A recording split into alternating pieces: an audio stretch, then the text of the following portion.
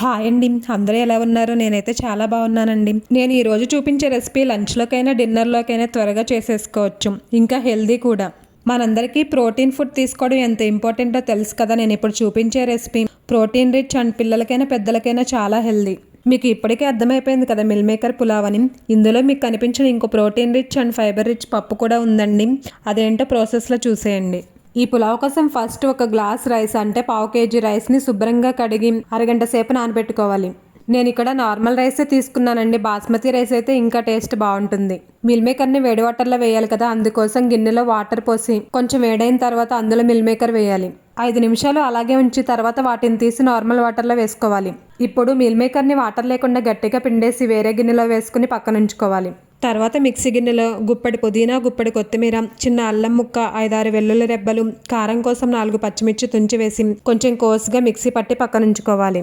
ఇవన్నీ రెడీ చేసుకుని పెట్టుకున్న తర్వాత కుక్కర్లో ఆయిల్ వేసి మసాలా దినుసులు, నేను ఇక్కడ బిర్యానీ ఆకు ఇంకా నా దగ్గర ఉన్న మసాలా దినుసులన్నీ కొన్ని తీసుకుని వేసానండి. మసాలా దినుసులన్నీ ఆయిల్లో వేసి ఫ్రై చేసుకున్నాక అందులో ఒక పెద్ద ఉల్లిపాయ పొడవుగా కట్ చేసి వేయాలి. నేను పచ్చిమిర్చి ఆల్రెడీ పుదీనా కొత్తిమీరతో పాటు మిక్సీ పట్టాను కాబట్టి ఇక్కడ మళ్ళీ పచ్చిమిర్చి వేయలేదు.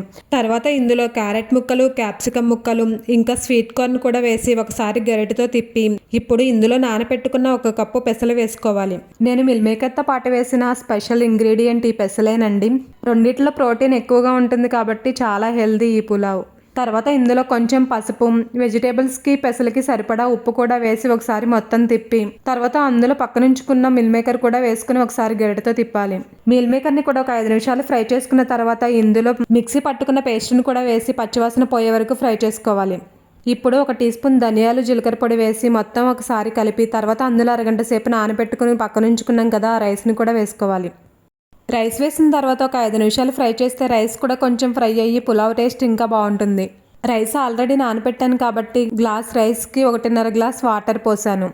వాటర్ పోసాక ఒకసారి గరిటెతో తిప్పి సాల్ట్ చెక్ చేసుకుని సాల్ట్ సరిపోకపోతే ఇంకొంచెం సాల్ట్ వేసి మూత పెట్టి 2 విజిల్స్ వచ్చే వరకు ఉంచాలి.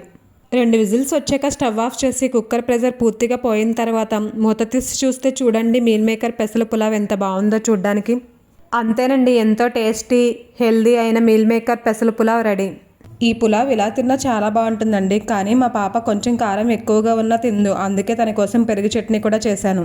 దానికోసం నేను ఒక గిన్నెలో పెరుగు వేసి విస్కర్తో పెరుగు స్మూత్గా చేసుకుని ఇంకొంచెం వాటర్ యాడ్ చేసి అందులో చిన్నగా కట్ చేసిన ఉల్లిపాయ ముక్కలు, చిన్నగా కట్ చేసిన పచ్చిమిర్చి ముక్కలు, కొత్తిమీర తురుము, క్యారెట్ తురుము, సరిపడా సాల్ట్ వేసి మొత్తం బాగా కలిపాను. అంతేనండి, మీల్ మేకర్ పెసలు పులావ్లోకి పెరుగు చట్నీ కూడా రెడీ అయిపోయింది. ఇంకా పులావ్ ఒక ప్లేట్లో పెట్టి అందులో పెరుగు చట్నీ వేసి మా పాపకైతే తినిపించేశాను. మామూలుగా అయితే తనే తినేస్తుందండి, కానీ అన్ని వెజిటేబుల్స్ ఇంకా మిల్ మేకర్ పెసలు కూడా వేసాను కదా, అవన్నీ పక్కన పెట్టేస్తుంది. అందుకే ఇలాంటివి చేసినప్పుడు నేనే తినిపిస్తుంటాను. మీకు కనుక నా వీడియో నచ్చుంటే ప్లీజ్ లైక్ అండ్ సబ్స్క్రైబ్.